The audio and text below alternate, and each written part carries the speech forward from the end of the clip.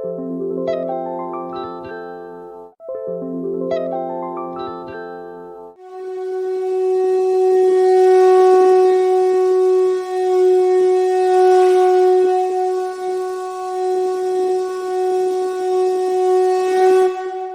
के महानुभावों, सादर नमन।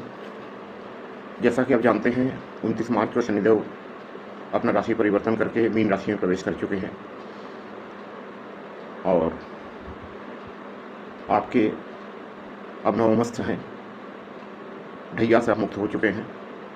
अष्टमस्थ ढैया की तकलीफ़ें भी आपने पार की है। अष्टम का ढैया थोड़ा ज़्यादा तकलीफ देह होता भी है।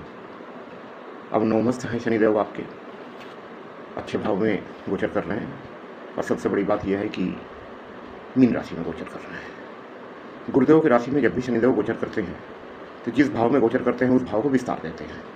आपके भाग्य भाव पे मीन राशि में शनिदेव का गोचर है, भाग्य की वृद्धि होगी, भाग्य का साथ मिलेगा। आपके पिताजी के साथ संबंध और अच्छे होंगे, उनकी उन्नति होगी, चाहे वो नौकरी में है चाहे व्यापार में है, उन्नति होगी उनकी। धर्म कर्म में अब आपका मन लगेगा, धार्मिक आयोजनों में शामिल होंगे, तीर्थ यात्रा वगैरह होने के चांसेस बहुत ज़्यादा होंगे। ये गोचर आपके लिए बहुत शुभ होगा। अब शनिदेव की दृष्टियों की अगर बात की जाए तो उनकी तीसरी दृष्टि आपके एकादश भाव पे है। आय में वृद्धि होगी। आपकी जो इच्छाएं इधर पूरी नहीं हो रही थी, अष्टमस्थ शनिदेव जब तक थे, कई इच्छाएं आपकी ऐसी है जो जिसे आप पूरा करना चाह रहे थे लेकिन वो तो अब ये इच्छाएं आपकी पूरी होगी। बड़े भाई बहनों के साथ थोड़ा संबंध अच्छा बना के चले, वहाँ पर थोड़ी सी दिक्कत आ सकती है लेकिन बहुत ज़्यादा दिक्कत नहीं आएगी, क्योंकि यहाँ पर भी उनके मित्र की राशि है, शुक्रदेव की राशि है, इसलिए कोई ज़्यादा दिक्कत की बात नहीं है। उनकी 7वीं दृष्टि आपके पराक्रम भाव पे है, पराक्रम में वृद्धि होगी और आपके पराक्रम में आपके भाग्य का भरपूर साथ मिलेगा। पराक्रम में भाग्य का साथ पाकर आपका हर कार्य पूर्णता का रूप लेगा। जो कार्य आपके अटके हुए थे, जिन कार्यों में बाधा आ रही थी, वो सब काम अब आपके बनने शुरू हो जाएंगे। यहाँ पर भी ये बताऊंगा कि छोटे भाई बहनों के साथ थोड़ा सा संबंध अच्छा बना के चले, बहुत हल्का फुल्का दिक्कत आ सकता है तो इसे थोड़ा संभालें। और शनिदेव की जो 10वीं दृष्टि है वो आपके 6वें भाव पे होगी, मतलब शत्रु भाव पे। तो इधर शत्रुओं से भी आपकी मुक्ति हो जाएगी। अगर कोई ऋण वगैरह है तो पूरी संभावना है कि उस ऋण से आप मुक्त हो जाएंगे। थोड़ा स्वास्थ्य का ख्याल रखिएगा, आहार विहार थोड़ा संयमित रखिएगा कि कोई रोग वगैरह ना हो। मिला जुला के अगर देखा जाए ये गोचर बहुत अच्छा है। आध्यात्मिक बने रहिए, जितना अधिक धर्म कर्म आप करेंगे, धार्मिक भावना रखेंगे, इस गोचर काल में उतना ही ज़्यादा आपको उन्नति होगा, ये निश्चित है। हनुमान जी का आराधना करते रहिए और शनिदेव का दर्शन कीजिए। धार्मिक कार्यों में थोड़ा हिस्सा लीजिए, क्योंकि जितना अधिक धार्मिक कार्यों में आप हिस्सा लेंगे, जितनी अधिक धार्मिक भावनाएं आपके अंदर इस समय होगी, उतना ज़्यादा आपको उन्नति होगा। आपका समय मंगलमय हो। मित्रों, अगर मेरी द्वारा दी गई जानकारी आपको अच्छी लगी हो तो मेरा हौसला बढ़ाने के लिए कृपया चैनल को सब्सक्राइब कीजिए, वीडियो को लाइक कीजिए। अनुरोध है आपसे, ताकि हम आगे भी आपके लिए जानकारियाँ लेके आते रहें। आज के लिए यहीं तक। आपको फिर से नमन। राम राम।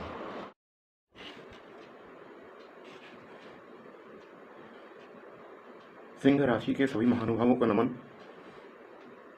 आइए जानते हैं शनिदेव का मीन राशि में गोचर आप सभी सिंह राशि के जातकों के लिए क्या प्रभाव लेके आया है। देखिए, पहली बात तो ये बता दूं कि आप भाग्यवान हैं इस ओर से कि शनिदेव मीन राशि या धनु राशि, मतलब देवगुरु की राशि में जब भी संचरण करते हैं बहुत ही अनिष्टकारी प्रभाव कभी नहीं देते हैं। फिर भी आपके राशि से शनिदेव अष्टम है, तो अष्टमस्थ शनिदेव संघर्ष बढ़ाते ही हैं। संघर्ष तो किसी न किसी रूप में देते ही हैं। हाँ, ये बात अलग है कि जहाँ जहाँ पर उनकी दृष्टियाँ पड़ रही हैं सभी उनके मित्र राशि हैं, तो बहुत ज़्यादा दिक्कत तो नहीं होगा, लेकिन फिर भी कुछ तो परेशानी आएगी, आ सकती है। सावधान रहना, सतर्क रहना अच्छा है।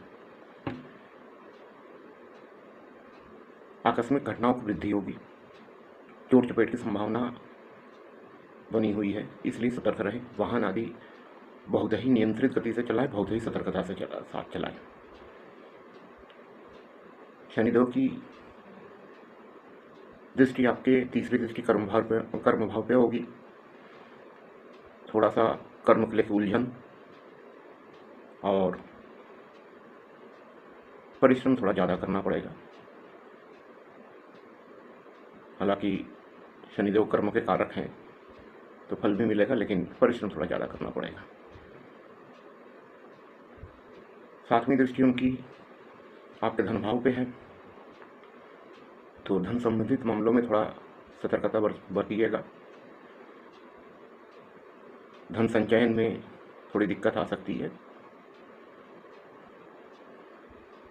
और उनकी दसम दृष्टि आपके संतान भाव पे है, तो संतान को लेके थोड़ी दिक्कत आएगी। हो सकता है कि संतान के साथ थोड़ा मनमुटाव वगैरह हो, तो इस बात का ख्याल रखिएगा कि ऐसी चीज़ें ना हो, व्यवहार संतुलन बना रहे।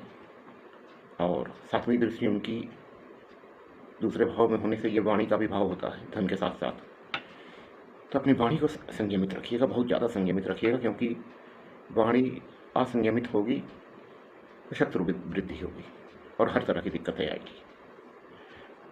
हालांकि देवगुरु का भी दृष्टि अभी मध्य मई तक आपके द्वितीय भाव पे है, इसलिए बहुत ज़्यादा दिक्कत तो वहाँ नहीं होगा। धन संबंधी या वाणी संबंधी या आपके कुटुंब से संबंधित परेशानियाँ मध्य मई तक तो बहुत ज़्यादा नहीं होगा, लेकिन उसके बाद देवगुरु जब संचरण कर जाएंगे आपके मिथुन राशि में, तो उनकी दृष्टि वहाँ से हट जाएगी, तो उस समय ये दिक्कतें आ सकती है, सावधान रहें इसलिए।